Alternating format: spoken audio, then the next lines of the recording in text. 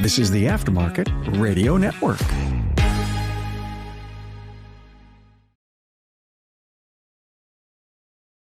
Welcome to another episode of Speak Up Effective Communication. I'm your host, Craig O'Neill, and welcome to the show on the Auto Repair Podcast Network focused on elevating your communication and leadership skills. That is right. The up in Speak Up is for elevating those skills. You got it. Thanks for joining us. Today's topic in our episode today, how to get out of a ticket.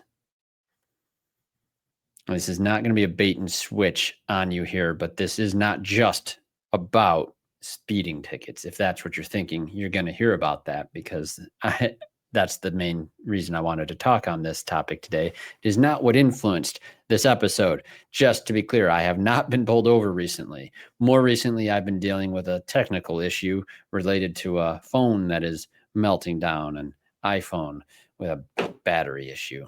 I'm trying to get support. And in trying to get support, I have exhausted all of my communication skills and patience.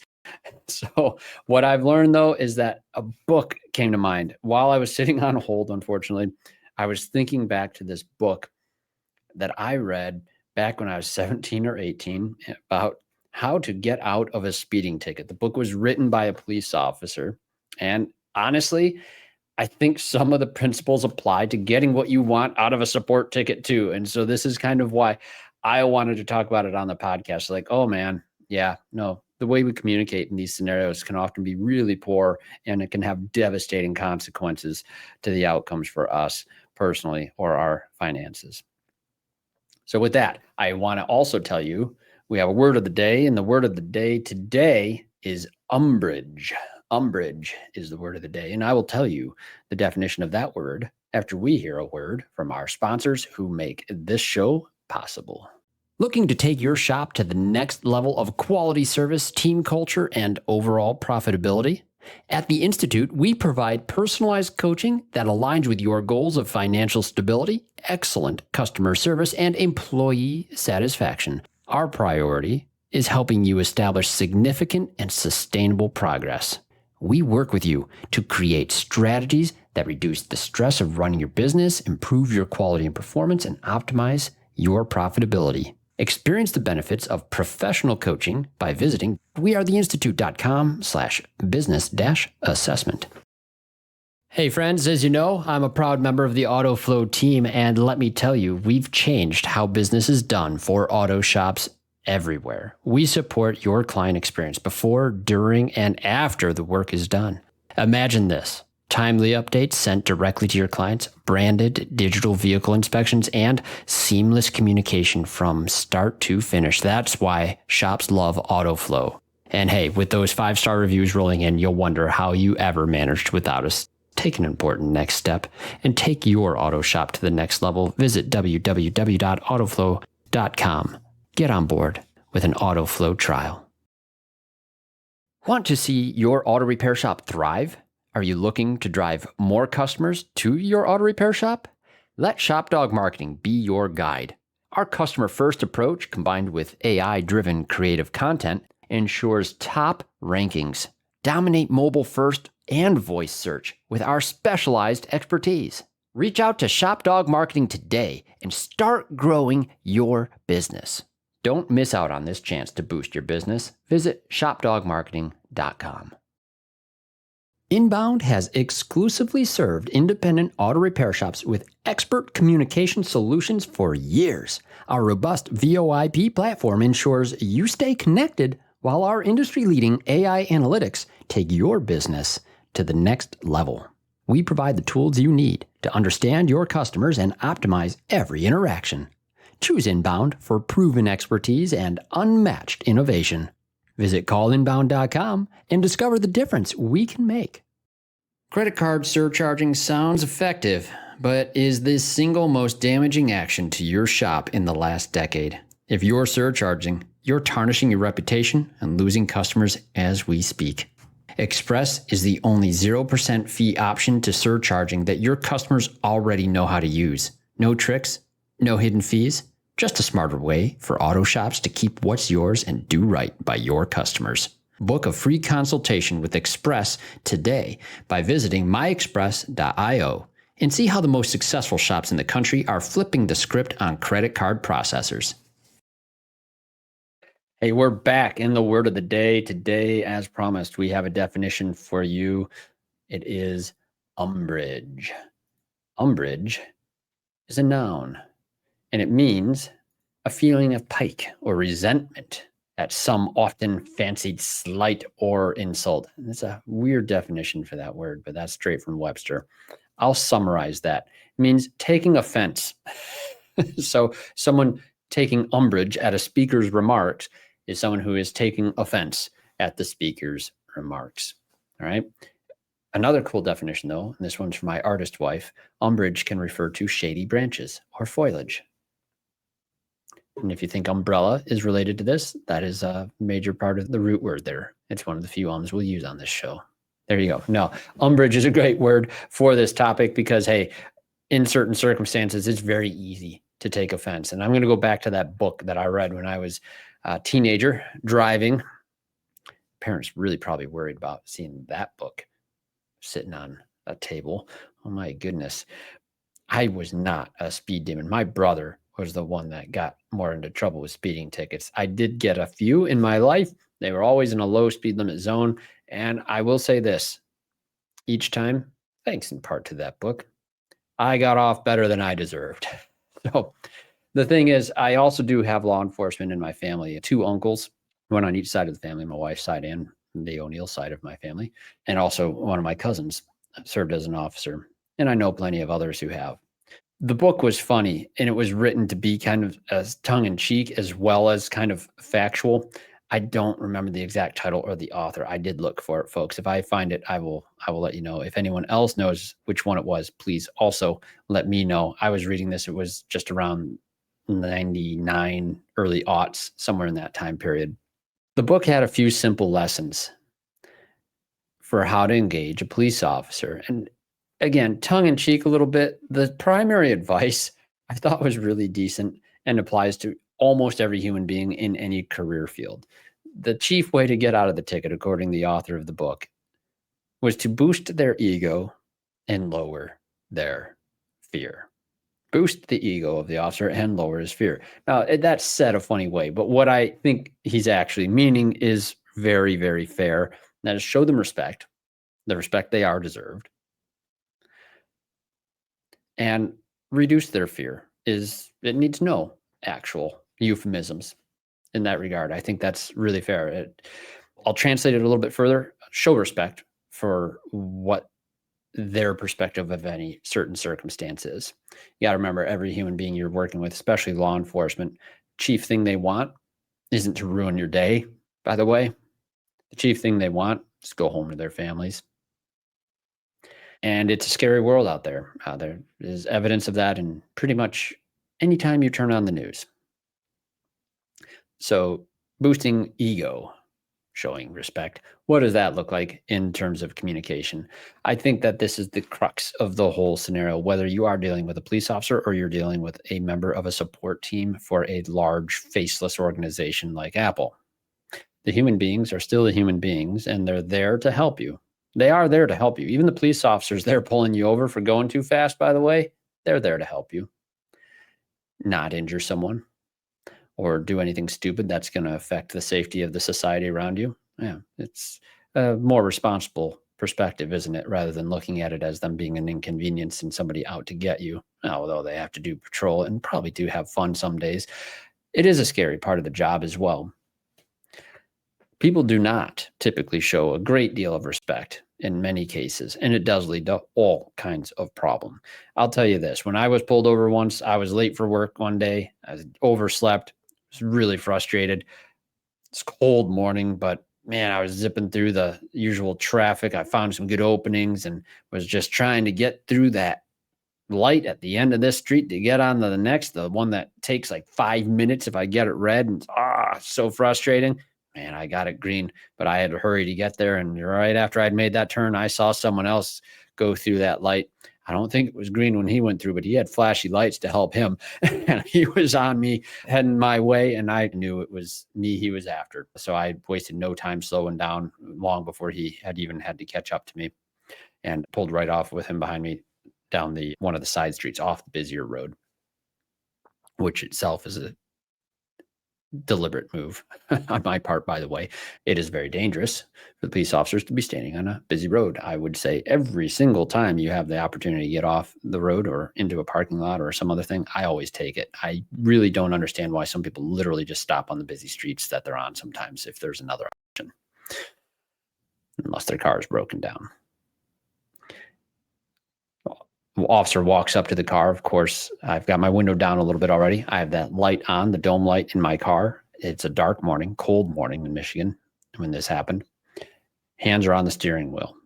I sat still and waited. And as soon as he came to the window, he could see my hands. I'm ready to discuss things with him. I don't have to lower the window at all. It's only down a crack, but enough that we can carry a conversation. He asked me the question they always ask: do you know why I pulled you over? I think the exact phrase I used, well, my main confession would be speeding and that lane change I made back there without signaling.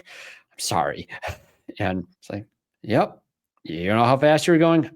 Honestly, I don't know how fast I was going. How bad was it? It was like 35 over, guys. I must have been going 16 to 35 when he clocked me. I didn't argue because I honestly didn't know. It might not have been that bad. My memory of the actual speed, couldn't tell you.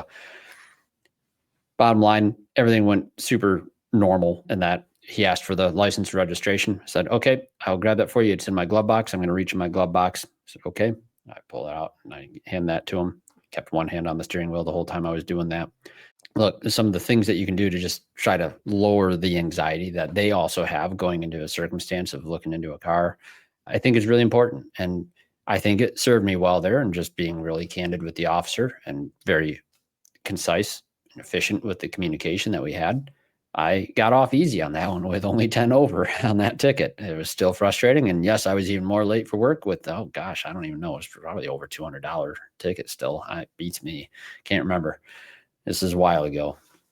But I do remember that the outcome was better than I deserved. And that's the thing that I think about as I was sitting on hold, frustrated with my broken iPhone. Some of you who get to hear me more regularly, I don't do it a lot on the podcast. Maybe I do. I'm probably unaware of it. I really don't love Apple. I've been on it for 3 years because, hey, we had a decent deal on stuff and I needed phones for the family, and there was a plan with Verizon and all the things. 3 months after my plan expires on Verizon, my phone goes into this super hot battery meltdown mode. No update caused it or anything. I was at ASTA 1 week. Everything's fine. Then I was back home and everything's not fine. That's the only thing different. I don't think ASTA broke my phone. But it's frustrating.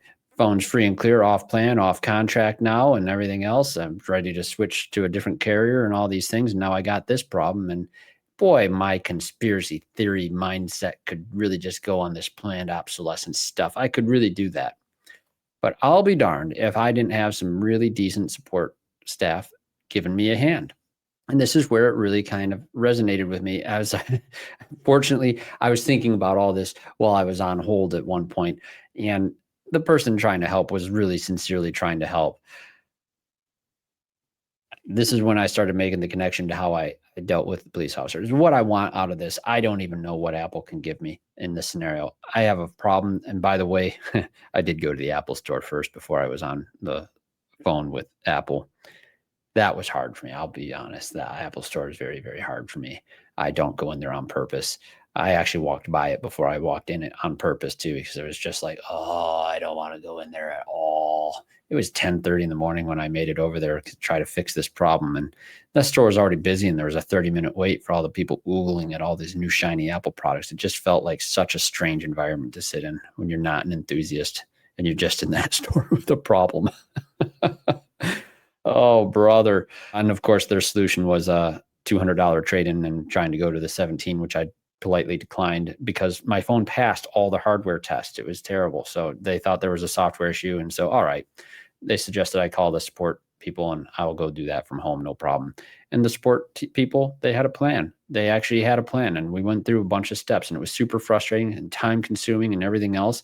But all throughout that process, I said thank you, and I kept working for it. I provided all the things that the person wants, and I started documenting everything so that if I have to talk to another support person, then we'll have some more information.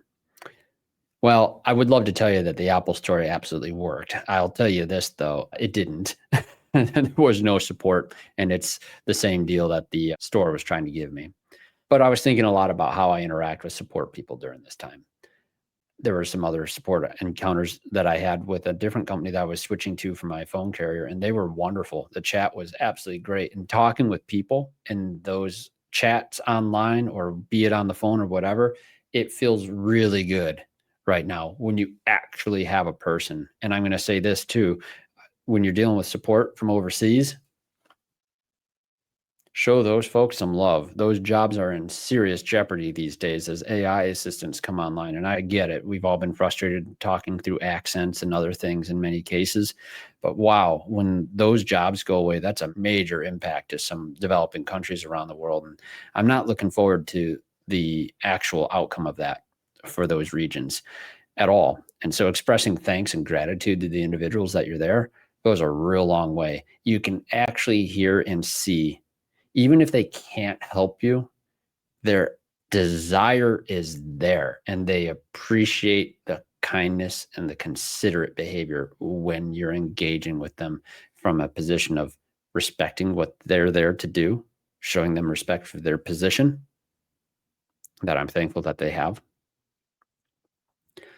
And maybe even for the support staff, reducing their fear that you're just going to turn into some radical, angry person. I wish I could say I didn't get frustrated with Apple. In my recent case, I absolutely did. There were some pretty comically horrible encounters that I ran into, like when someone was trying to call me and I couldn't take the call on my broken phone. But then when I got it charged enough to hold a charge and I'd called them on another line even, they wouldn't let me dial the phone back. It's a phone company, and I couldn't dial them. Guys, it was madness. It was really, really frustrating. But that's not the point. The point is the principles at hand, and communication in these circumstances should not ever change, no matter your level of frustration. And this is not easy. I've failed spectacularly in one episode in this Apple case. I'm pretty sure they had to endure a rant about how ships once sailed across the ocean dragging cables on the ocean floor because two people on opposite continents wanted to communicate with each other so much. And all I'm trying to do is reach the guy I just explained everything to speak to them again. No, it was very funny, but I don't think they actually appreciated the situation fully as I did in that context. The bottom line is this. All right, 3 principles real fast. Be factual, not emotional. Hard, I know. Very hard, I know. Principle 2, show you understand their perspective. Truly understand their perspective and the fear and the risk and all the things that go on in their jobs. And principle 3, make their job easier as much as you can. License and registration before they ask, hands visible on the steering wheel, those sort of things. When you're dealing with a support ticket, the case number, the ticket number, whatever that is, handy, they'll give it to you. It should be there. Keeping good notes on that, right? Screenshots, having that organized, having the timeline written down so you can explain it the same way with the right details each time, because you will be asked to do it more than once. Any error messages, copy those. Tell them exactly what it is. Little details matter so much to support people. I've learned this working with software teams. I have an amazing group of guys at AutoFlow. They're absolutely spectacular. Anyone that's of our AutoFlow clients listening know this. The more details you give, the faster they get to a solution. And they're wonderful. They'll call you back however you ask to, and all the other things. Hey, this is the reality. Engineers are measured on efficiency. Police officers have efficiency in their mind as well. If you can reduce the work of work by being an effective communicator in those cases, good chance are whatever they can do for you, they're going to do for you. And you have to trust that in the process. Now, in closing, tying this all together, the universal truth here is that whether it is a cop or a support engineer or anyone else with the power in the situation, these principles do apply. In the case of a broken apple, No, I did not reward them with upgrading to a broken phone. I am now back to Team Android, folks, and it feels great. But I do really appreciate the people that I had interactions with along the way who sincerely tried to help solve the problem. It just wasn't a problem that they could solve. So as you go about your day in your world, hey, think about the various gatekeepers and things that you have to deal with. Guys, auto repair shops, you guys are dealing with it all day. Our industry, we know the stress. Part suppliers, they can expedite or delay your order. They're going to do the thing that's going to help you, right? But yelling at them doesn't make them want to do it anymore. I know way too many parts folk that have to deal with the angry shop. They get it, man. They get it all day. Warranty adjusters. Oh boy, that's a good one. Guess what? Fraud is up, folks. At AutoFlow, we deal with some insurance companies that are using digital inspections virtually to help expedite the claims process so you can do the inspection and you can actually get the work approved and moving through your shop faster and sooner. You know what's funny? I actually heard this from our team that works with the IDVI here at AutoFlow. The number one thing that some of the insurance companies run into is angry shops that say, nope, I'm not inspecting it. Send somebody out. And whoa, like the number one thing that frustrated me with the insurance stuff was having to wait for that guy to come out and then deal with that guy. Oh my gosh, let your technician be the professional. You're already looking at the car anyway. Document the stuff, send it to the guys, package it up, done and done. Trust is established, fraud is prevented, and the client gets their vehicle sooner. Like little things, like it's very strange to see attitude come into those scenarios to me. I get it, but it's still very strange. And then, of course, guys, there's those upset customers threatening the bad review and all the things like, look, you're the guy in the support situation on this point. It's dealing with angry people. It's tough. They're dealing with a totally different perspective. And if we start taking umbrage as them being the problem, it's not going to be a good outcome. Hey, so next time you're in one of these scenarios, just pause before you respond. Ask yourself, are you being factual? Am I showing understanding to this person? Am I making this easier? Just adjust your approach. Hard part, this is really hard to remember when you're frustrated. The cop just pulled you over when you're already late. The software just crashed and you lost your work. You're angry. You have every right to be angry. But here's the thing. Being right doesn't get you results. Effective communication gets you results. And the final thought is this. There is payoff. The traffic cop gives you a warning instead of that $300 ticket. The support engineer escalates your case instead of having to close it or giving you some scripted response or you know it. The part supplier rushes your order, maybe even personally delivers it to your shop on their way home out of sincere appreciation for you as their client. Loved some of our dealers, and Napa Auto Care was wonderful up the street from our shop. Just good folks, right? And so that's it for today's episode on Speak Up. I hope you find this interesting. I hope you find it helpful. I hope it gives you pause to think about how you are communicating in these very stressful scenarios. And just remember to keep your communication elevated, even when you're dealing with people, especially overseas. While they have the help that is there, thank God they have human help that is there and you have access to them, and be grateful for that while we're still in this time in history.